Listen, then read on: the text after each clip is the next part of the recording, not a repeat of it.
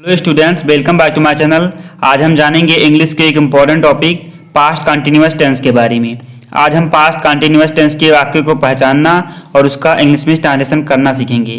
Video शुरू करने से पहले आपसे एक रिक्वेस्ट है, यदि आप इस टेंस को सही से समझना चाहते हैं तो कृपया करके कापी और पेन लेके बैठें और मैं जो भी समझाऊँ उसे नोट डाउन करते रहिए। तो आइए शुरू करते हैं। सबसे पहले इसका पहचान देख लेते हैं, जिसे इंग्लिश में हम इंट्रोडक्शन कहते हैं। इसका पहचान होता है वाक्यों के अंत में रहा था, रही थी, रहे थे आदि शब्द आते हैं। वाक्य के अंत में रहा था, रही थी, रहे थे आदि शब्द आ सकते हैं। आइए आपके समझने के लिए कुछ एग्जाम्पल देख लेते हैं। एग्जाम्पल नंबर 1 है, मैं कल आम खरीद रहा था। मैं कल आम खरीद रहा था, तो वाक्य के अंत में क्या है? रहा था। अतः इसे हम पास्ट कंटिन्यूअस टेंस के नियम से बनाएंगे। एग्जाम्पल नंबर 2 है, हम गीत गा रहे थे। हम गीत गा रहे थे, तो वाक्य के अंत में क्या है? रहे थे। अतः इसे भी हम पास्ट कंटिन्यूअस टेंस के नियम से ही बनाएंगे। एग्जाम्पल नंबर 3 है, पिताजी पत्र लिख रहे थे। पिताजी पत्र लिख रहे थे, तो वाक्य के अंत में क्या है? रहे थे। अतः इसे भी हम पास्ट कंटिन्यूअस टेंस के नियम से ही बनाएंगे। आइए जान लेते हैं इसके अफर्मेटिव सेंटेंस के बारे में, जिसे हिंदी में हम सकारात्मक वाक्य भी कहते हैं। इसका रूल नंबर 1 है, आई, ही, सी, इट तथा सिंगुलर सब्जेक्ट के साथ वाज और वर्ब की फर्स्ट फॉर्म के अंत में आईएनजी का प्रयोग करेंगे। अर्थात आई, ही, सी, इट तथा सिंगुलर सब्जेक्ट के साथ आप वाज का प्रयोग करेंगे और वर्ब की फर्स्ट फॉर्म के अंत में आईएनजी का प्रयोग करेंगे। स्टूडेंट्स, इसका भी एक फॉर्मूला होता है।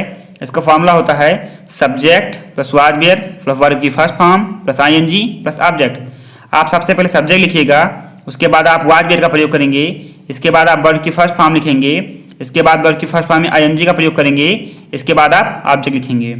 तो आइए कुछ एग्जाम्पल देख लेते हैं। एग्जाम्पल नंबर 1 है, मैं आम खरीद रहा था। मैं आम खरीद रहा था, तो फार्मूला के अनुसार आप सबसे पहले सब्जेक्ट लिखेंगे। सब्जेक्ट क्या है? मैं। इसकी इंग्लिश क्या होती है? आई। इसके बाद आप वाज वेयर का प्रयोग करेंगे और आई के साथ हम वाज का प्रयोग करेंगे, रूल में लिखाया गया है आई वाज। इसके बाद आप वर्ब लिखेंगे। वर्ब क्या है? खरीदना। इसकी इंग्लिश क्या होगी? बाई। और आईएनजी लिखाएंगे तो हो जाएगा बाइंग द मैंगोज। आम का मैंगो। मैं आम खरीद रहा था, इसका इंग्लिश ट्रांसलेशन होगा I was buying the mango. आइए एग्जाम्पल नंबर 2 देख लेते हैं। एग्जाम्पल नंबर 2 है, पिताजी पत्र लिख रहे थे। पिताजी पत्र लिख रहे थे, तो आप फार्मूला के अनुसार सब्जेक्ट लिखेंगे। इसमें सब्जेक्ट क्या है? पिताजी। इसकी इंग्लिश क्या होगी? The father.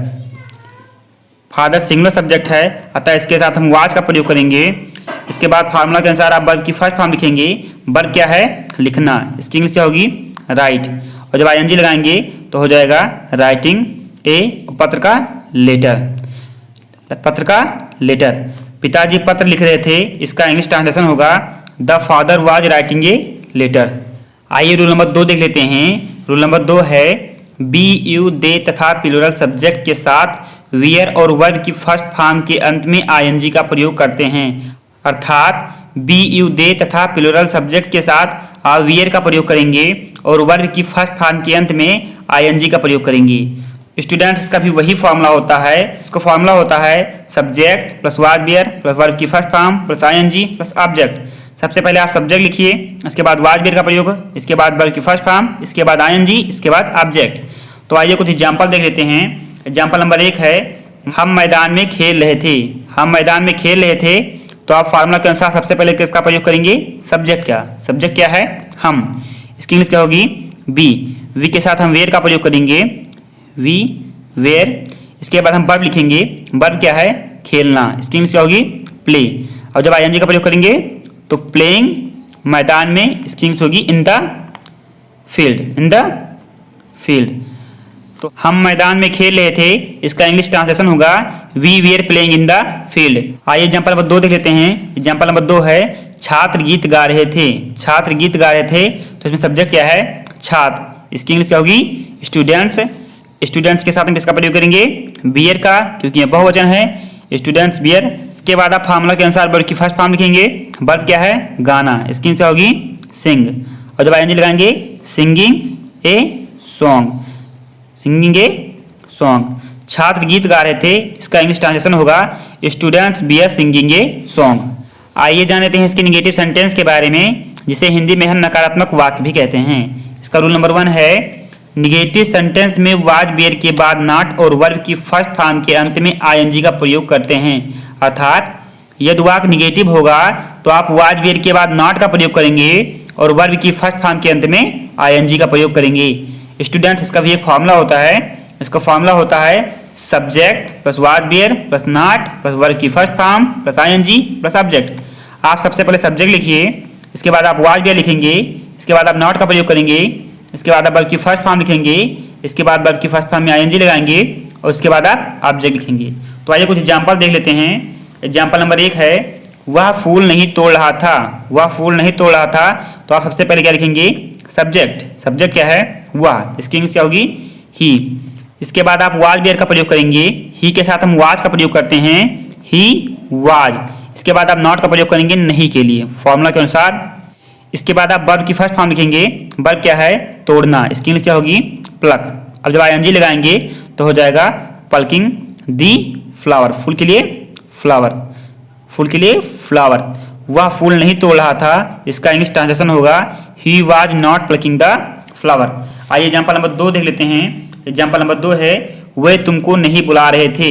वे तुमको नहीं बुला रहे थे, तो आप सबसे पहले क्या लिखेंगे? सब्जेक्ट। सब्जेक्ट क्या है? वे। इसकी इंग्लिश क्या होती है? दे। अब दे का हम किसका प्रयोग करेंगे? वियर का। They wear. नहीं के लिए आप नॉट का प्रयोग करेंगे। इसके बाद आप फॉर्मूला के अनुसार वर्ब की फर्स्ट फॉर्म लिखेंगे। वर्ब क्या है? बुलाना। बुलाने की इंग्लिश कॉल। और जब आईएनजी लगाएंगे कॉलिंग। अब इसके बाद आप ऑब्जेक्ट लिखेंगे। ऑब्जेक्ट क्या है? तुमको। इसकी इंग्लिश क्या होगी? यू। वे तुमको नहीं बुला रहे थे, इसका इंग्लिश ट्रांसलेशन होगा दे वीर नॉट कॉलिंग यू। आइए जान लेते हैं इसके इंट्रोगेटिव सेंटेंस के बारे में, जिसे हिंदी में हम प्रश्नवाचक वाक्य भी कहते हैं। इसका रूल नंबर 1 है, यदि वाक्य क्या शब्द से प्रारंभ हो तो वाज वेयर का प्रयोग वाक्य प्रारंभ में किया जाता है। अर्थात यदि वाक्य क्या शब्द से प्रारंभ होगा तो आप वाज वेयर का प्रयोग वाक्य प्रारंभ में करेंगे। स्टूडेंट्स, इसका भी एक फॉर्मूला होता है। इसका फॉर्मूला होता है was were plus subject plus verb की first form plus ING plus object. आप सबसे पहले वाज वेयर लिखेंगे, इसके बाद आप सब्जेक्ट लिखेंगे, इसके बाद आप वर्ब की फर्स्ट फॉर्म लिखेंगे, इसके बाद वर्ब की फर्स्ट फॉर्म में आईएनजी लगाएंगे, इसके बाद आप ऑब्जेक्ट लिखेंगे। तो आइए कुछ एग्जांपल देख लेते हैं। एग्जांपल नंबर 1 है, क्या मैं तुम्हें डांट रहा था। क्या मैं तुम्हें डांट रहा था, तो आप फार्मूला के अनुसार सबसे पहले किसका प्रयोग करेंगे? वाज वेयर का। और वाज वेयर का प्रयोग हम सब्जेक्ट के अनुसार करते हैं। सब्जेक्ट क्या है? आई। आई के साथ हम किसका प्रयोग करते हैं? वाज का। तो सबसे पहले लिखेंगे आप वाज। इसके बाद आप फार्मूला के अनुसार सब्जेक्ट लिखेंगे। सब्जेक्ट क्या है? मैं। इसकी इंग्लिश क्या होगी? आई। इसके बाद आप वर्ब की फर्स्ट फॉर्म लिखेंगे। वर्ब क्या है? डांटना। डांटना की इंग्लिश क्या होती है? स्कोल्ड। SCOLD। अब आईएनजी लगाएंगे तो क्या होगा? स्कोल्डिंग। इसके बाद आप ऑब्जेक्ट लिखेंगे। ऑब्जेक्ट क्या है? तुम। इसकी इंग्लिश यू। तो क्या मैं तुम्हें डांट रहा था, इसका इंग्लिश ट्रांसलेशन होगा वाज आई स्कोल्डिंग यू। आइए एग्जांपल नंबर 2 देख लेते हैं। एग्जांपल नंबर 2 है, क्या अध्यापक अंग्रेजी पढ़ा रहे थे। क्या अध्यापक अंग्रेजी पढ़ा रहे थे, तो आप फार्मूला के अनुसार सबसे पहले किसका प्रयोग करेंगे? वाज वेयर का। वाज वेयर का प्रयोग हम सब्जेक्ट के अनुसार करते हैं। सब्जेक्ट क्या है? अध्यापक। यह एक सिंगुलर सब्जेक्ट है, अतः इसके साथ हम वाज का प्रयोग करेंगे। वाज। इसके बाद आप सब्जेक्ट लिखेंगे। सब्जेक्ट क्या है? अध्यापक। इसकी इंग्लिश क्या होगी? है टीचर। टीचर। इसके बाद आप वर्ब की फर्स्ट फॉर्म लिखेंगे। वर्ब क्या है? पढ़ाना। पढ़ाना का क्या होगा? टीच। पढ़ाना का टीच। आई लगाएंगे, आईएनजी लगाएंगे, teaching. Teaching English. Teaching English. क्या अध्यापक अंग्रेजी पढ़ा रहे थे, इसका इंग्लिश ट्रांसलेशन होगा वाज टीचर टीचिंग इंग्लिश। आइए एग्जांपल नंबर 2 देख लेते हैं। एग्जांपल नंबर 2 है, यदि वाक्य के बीच में प्रश्नवाचक शब्द आया हो तो उन प्रश्नवाचक शब्दों की इंग्लिश वाक्य प्रारंभ में लिखी जाती है। अर्थात यदि वाक्य के बीच में प्रश्नवाचक शब्द आया होगा तो उन प्रश्नवाचक शब्दों की इंग्लिश आप सबसे पहले लिखेंगे। स्टूडेंट्स, इसका भी एक फॉर्मूला होता है। इसका फॉर्मूला होता है question word plus was were plus subject plus verb की first form plus ING plus object. आप सबसे पहले क्वेश्चन वर्ड लिखेंगे, जैसा कि नियम में बताया गया है। इसके बाद आप वाज वेयर का प्रयोग करेंगे। इसके बाद आप सब्जेक्ट लिखेंगे। इसके बाद आप वर्ब की फर्स्ट फॉर्म लिखेंगे। इसके बाद आप वर्ब की फर्स्ट फॉर्म में आईएनजी लगाएंगे। इसके बाद आप ऑब्जेक्ट लिखेंगे। तो आइए कुछ एग्जांपल देख लेते हैं। एग्जांपल नंबर 1 है, वे निबंध क्यों लिख रहे थे। वे निबंध क्यों लिख रहे थे, तो इसमें प्रश्नवाचक शब्द क्या है? क्यों। इसकी इंग्लिश क्या होती है? व्हाई। और प्रश्नवाचक शब्द को आप सबसे पहले लिखेंगे, जैसे कि फॉर्मूला में बताया गया है, क्वेश्चन वर्ड। इसके बाद आप वाज वेयर का प्रयोग करेंगे। वाज वेयर का प्रयोग हम सब्जेक्ट के अनुसार करते हैं। सब्जेक्ट क्या है? वे। वे बहुवचन है, अतः हम लिखेंगे वियर। वे के साथ हम वे के साथ लिखेंगे वियर। इसके बाद हम सब्जेक्ट लिखेंगे। सब्जेक्ट क्या है? वे। इसकी इंग्लिश क्या होगी? दे। इसके बाद हम वर्ब की फर्स्ट फॉर्म लिखेंगे। वर्ब क्या है? लिखना। इसकी इंग्लिश होगी राइट। इसकी इंग्लिश राइट और आईएनजी लगाएंगे राइटिंग दी एस्से, निबंध का एस्से। वे निबंध क्यों लिख रहे थे? इसका इंग्लिश ट्रांसलेशन होगा why were they writing the essay. आइए एग्जांपल नंबर 2 देख लेते हैं। एग्जांपल नंबर 2 है तुम कहां सो रहे थे। तुम कहां सो रहे थे, तो इसमें क्वेश्चन वर्ड क्या है? कहां। इसकी इंग्लिश क्या होती है? वेयर। आप सबसे पहले क्वेश्चन वर्ड लिख दीजिए फॉर्मूला के अनुसार। इसके बाद आप वाज वेयर का प्रयोग करेंगे। वाज वेयर का प्रयोग हम सब्जेक्ट के अनुसार करते हैं। सब्जेक्ट क्या है? तुम बहुवचन है, अतः इसके साथ हम वियर का प्रयोग करेंगे, वियर। इसके बाद आप सब्जेक्ट लिखेंगे यू। इसके बाद आप वर्ब लिखेंगे फॉर्मूला के अनुसार। वर्ब क्या है? सोना। इसकी इंग्लिश क्या होगी? स्लीप। इसकी इंग्लिश स्लीप, आईएनजी लगाएंगे तो स्लीपिंग। तुम कहां सो रहे थे, इसका इंग्लिश ट्रांसलेशन होगा where were you sleeping, where were you sleeping. आज का वीडियो यहीं समाप्त करते हैं। स्टूडेंट्स, यदि वीडियो पसंद आया हो तो वीडियो को लाइक करें और चैनल को सब्सक्राइब करना ना भूलें। Thanks for watching my video.